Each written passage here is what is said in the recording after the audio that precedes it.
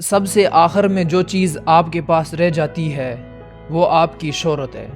مندرجہ ذیل لوگوز پر نظر ڈالیے اور اپنے رد عمل کو دیکھیے۔ ان میں سے ہر ایک کو دیکھ کر آپ کیا محسوس کرتے ہیں؟ کیا آپ کے احساسات ان سب کے لیے ایک جیسے ہیں؟ اگر آپ زیادہ تر کو پسند کرتے ہیں تو آپ کے احساسات مثبت ہیں۔ ہو سکتا ہے آپ کمپنی کے بارے میں جانتے ہوں، ہو سکتا ہے آپ کو ان کی مصنوعات اور خدمات سے استفادہ کرنے کا موقع ملا ہو سکتا ہے آپ کو ان کمپنیوں کی آمد، ان کی لیڈرشپ، ان کی معاشرتی ذمہ داری کے احساس کے بارے میں مثبت خیالات سننے کو ملے ہوں، یا بزنس کے ذریعے ان کی کچھ دوسری اچھی چیزوں کے بارے میں جاننے کا موقع ملا ہو۔ نتیجتاً ہو سکتا ہے آپ ان کمپنیوں میں سے کسی ایک کی مصنوعات اور خدمات خود بھی استعمال کریں اور دوسروں کو بھی اس کا مشورہ دیں، کیونکہ ان کا نام پس پشت ہے۔ جب آپ دوسرے لوگوں کو دیکھیں تو ہو سکتا ہے آپ کے احساسات منفی ہوں۔ ممکن ہے آپ کو یا آپ کی کسی عزیز کو ان کمپنیوں کی پیش کردہ مصنوعات یا خدمات کے باعث کوئی غیر تسلی بخش ذاتی تجربہ ہوا ہو، یا آپ نے میڈیا میں اس کمپنی کی چیزوں کے بارے میں مایوس کن باتیں سنی ہوں۔ وجہ چاہے جو بھی ہو، احساسات بہرحال مختلف ہیں، اور گمان غالب ہے کہ آپ نہ صرف خود اس کمپنی کی مصنوعات اور خدمات کے استعمال سے گریز کریں گے بلکہ دوسروں کو یہی مشورہ دیں گے۔ مارکیٹ کا اعتماد صرف اور صرف برانڈ یا شہرت پر مبنی ہے۔ یہ ان احساسات کے متعلق ہے جن کی بدولت آپ مصنوعات یا خدمات خریدتے ہیں، یا اپنا وقت اور پیسہ خرچ کرتے ہیں، اور یا آپ دوسروں کو بھی ایسا کرنے کو کہتے ہیں۔ یہی وہ سطح ہے جہاں بہت سے لوگ واضح طور پر اعتماد، رفتار اور قیمت کے باہمی تعلق کو دیکھتے ہیں۔ در حقیقت آپ کہہ سکتے ہیں کہ ایک برانڈ گاہک کے ساتھ اعتماد ہے، مارکیٹ کے ساتھ اعتماد کی وجہ ہے، اور کسی حد تک یہ بھی کہا جا سکتا ہے کہ یہ سکہ رائج الوقت کا اعتماد ہے۔ بہت سے لوگ اس بات کو وجدانی طور پر جانتے ہیں اور اگرچہ پیمائشی طور پر اس سے بے خبر ہی ہوں۔ یہی وجہ ہے کہ کمپنیاں ایک ایسا برانڈ بنانے کے لیے جو اعتماد کو متاثر کرے اپنا ہر طرح کا پیسہ انویسٹ کرتی ہیں۔ کچھ برانڈ بنانے والی کمپنیوں کے پاس در حقیقت ایسے فارمولے ہیں جن کو برانڈ کی معاشی قیمت جانچنے کے لیے استعمال کیا جاتا ہے۔ برانڈ اعتماد، رفتار اور قیمت کا براہ راست تعلق ہر سطح پر بہت زیادہ واضح ہے۔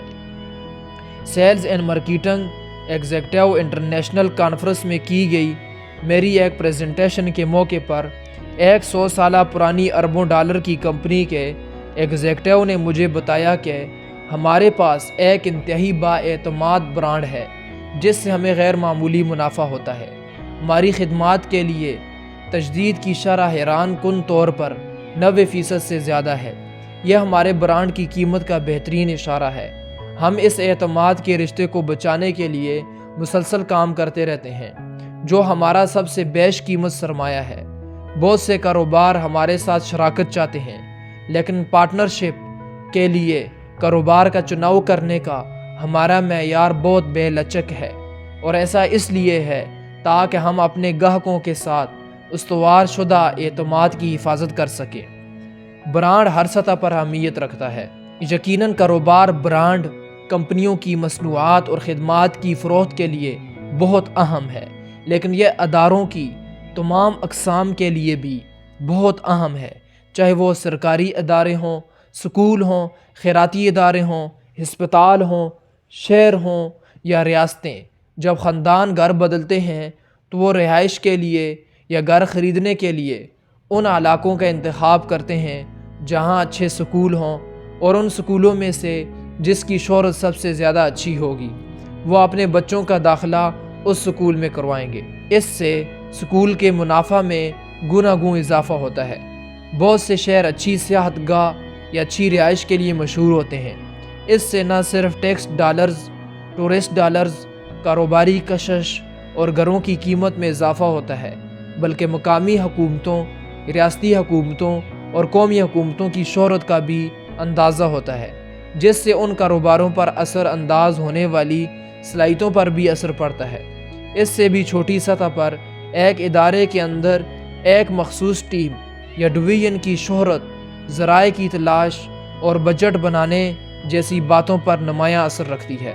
اکثر ایک مینیجر کو لگتا ہے کہ اس کے شعبے کے کام کی اہمیت کے باعث اسے فنڈز بھی زیادہ ملنے چاہیے تاکہ وہ اپنے شعبے کا بجٹ بغیر کسی تکلیف کے ترتیب دے سکے، لیکن اسے دوسرے شعبوں کی نسبت زیادہ فنڈز نہیں ملتے کیونکہ دوسرے شعبوں کی نتائج مہیا کرنے کی شہرت بہت بہتر ہے۔ اور سب سے چھوٹی سطح پر ہر فرد کی اپنی شہرت اور اپنا برانڈ ہوتا ہے۔ وہ شہرت اعتماد، رفتار اور قیمت کو متاثر کرتی ہے۔ یہ آپ کے کاموں اور آپ کے جاننے والے لوگوں کے آپ کے بارے میں خیالات کی صورت میں سامنے آتی ہے۔ جب آپ کسی جاب کے لیے اپلائی کرتے ہیں، یہ لوگوں کے آپ کے ساتھ ذاتی اور معاشرتی تعلقات میں بیان ہوتی ہے۔ یہ آپ کے ہر کام کو متاثر کرتی ہے، چاہے آپ کسی کے ساتھ سفر کریں، کتنی سنجیدگی سے آپ کے بچے آپ کی باتیں سنتے ہیں، اور کسی بھی صورتحال میں آپ کا دائرہ اثر کتنا ہے۔ ذاتی برانڈ کی اہمیت کا اندازہ مجھے اس وقت ہوا جب ایک مرتبہ مجھے نمایاں کاروباری موقع میں شامل چند حساس فنانشل ڈیٹا کی جانچ پڑتال کرنے کی ضرورت پڑی۔ اس وقت کا فنانشل افیسر بہت قابل شخص تھا، لیکن اعتماد بحال رکھنے کے معاملے میں وہ کسی اچھی شہرت کا حامل نہیں تھا۔ نتیجتاً میں نے اس سے مکمل احتراز کیا اور ایک دوسرے ایسے شخص کے پاس چلا گیا جو قابل اعتماد تھا۔ حتیٰ کہ ایک بچے کی شہرت بھی بہت اہمیت رکھتی ہے۔ اگر آپ والدین ہیں، غالباً آپ کے لیے یہ بہت آسان ہوگا کہ آپ اپنے اس بچے کو جس کی شہرت ایک ذمہ دار بچے کی ہے قدر و منزلت دیں، اور اسے اس بچے پر فوقیت دیں جو ذمہ داری کا احساس نہیں رکھتا۔ اس سے پہلے کہ ہم مارکیٹ کے اعتماد کی حدود میں کار فرما قابل مدح ثبوتوں پر ایک نظر ڈالیں، میں یہ چاہوں گا کہ آپ اپنے ذہن کے مطابق ایک ادارے کی قابل عمل تعریف بنا لیں تاکہ آپ اپنی تعریف کے حوالے سے ان ثبوتوں کی واضح موجودگی کا ادراک کر سکیں۔ وہ تعریف چاہے ایک کمپنی کی ہو، اسکول ڈسٹرکٹ کی ہو، سرکاری ایجنسی کی ہو، ایک بڑے ادارے میں ٹیم یا ڈویژن کی ہو، یا ایک خاندان کی ہو، یاد رکھیے کہ مارکیٹ کا اعتماد آپ کے بیرونی سرمایہ کاروں سے متعلق ہوتا ہے۔ ان میں سپلائرز، ڈسٹریبیوٹرز اور انویسٹرز سمیت گاہک بھی شامل ہیں۔ آپ اپنی آسانی کے لیے مندرجہ بالا تمام لوگوں کو صرف گاہک بھی کہہ سکتے ہیں۔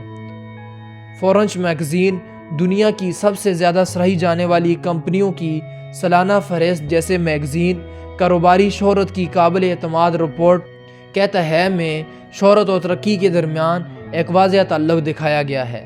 ہائی گروپ کی جانب سے کی جانے والی تحقیق میں 23 ممالک کے 8645 ایگزیکٹوز ڈائریکٹرز سیکورٹی کے تجزیہ کاروں نے 30 صنعتوں کی 315 کمپنیوں کی درجہ بندی کی۔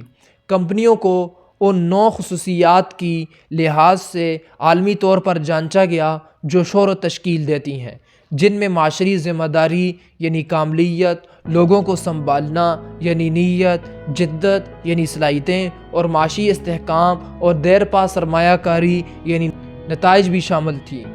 8 میں سے 6 مرتبہ جنرل الیکٹرک کو دنیا کی سب سے زیادہ سراہی جانے والی کمپنی تسلیم کیا گیا۔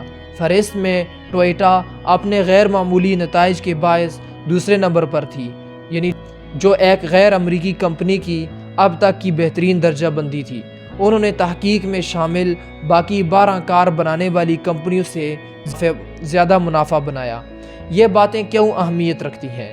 کیونکہ شہرت کا دوسرا نام برانڈ ہے، اور برانڈ کا دوسرا نام مارکیٹ کے ساتھ اعتماد ہے، اور اعتماد لوگوں کے رویے کو متاثر کرتا ہے۔ 2003 میں کیے گئے ہارس پول گولین کے مطابق 39% افراد کہتے ہیں کہ ہم اپنا کاروبار اس کمپنی کے ساتھ شروع کریں گے یا بڑھائیں گے جس کی شہرت خصوصاً ایک قابل اعتماد کمپنی کی ہوگی۔ 53% لوگ کہتے ہیں کہ وہ اپنے حریف کے ساتھ کاروبار کرنے لگیں گے یا کاروبار ختم کر دیں گے یا اسے کم کر دیں گے کیونکہ انہیں کسی کمپنی کے اعتماد یا قابل اعتماد ہونے کے بارے میں تحفظات ہیں۔ 83% لوگوں کا کہنا ہے کہ وہ جس کمپنی پر اعتماد کرتے ہیں اس کے کسی کاروباری رویے کے بارے میں فیصلہ سنانے سے قبل وہ اس کمپنی کو شک کا فائدہ دے کر اس کا موقف بھی سنیں گے۔ اس کے ساتھ 2006 میں ایک تحقیق میں یہ نشاندہی کی گئی کہ اعتماد ایک بونس سے بھی بڑھ کر ہے۔ یہ ایک غیر معمولی اثاثہ ہے جسے ضرور تخلیق کرنا چاہیے، اس کی حفاظت کرنی چاہیے اور اس کی تعمیر کرتے رہنا چاہیے۔ جیسے اعتماد کمپنیوں کو فائدہ پہنچاتا ہے، بالکل ویسے بد اعتمادی کا فقدان لاگت کو جنم دیتا ہے۔ جن ممالک کا سروے کیا گیا ان کے تقریباً 64% ماہرین نے اس رائے کا اظہار کیا کہ انہوں نے اس کمپنی کی مصنوعات اور خدمات خریدنے سے انکار کر دیا جس پر انہیں اعتماد نہیں تھا۔ کئی ایک نے دوسروں سے بھی زیادہ سخت الفاظ میں اپنی رائے دی اور کہا کہ ہم نے ان کے ساتھ کاروبار کرنے سے انکار کر دیا اور ان میں سرمایہ لگانے سے بھی گریز کیا۔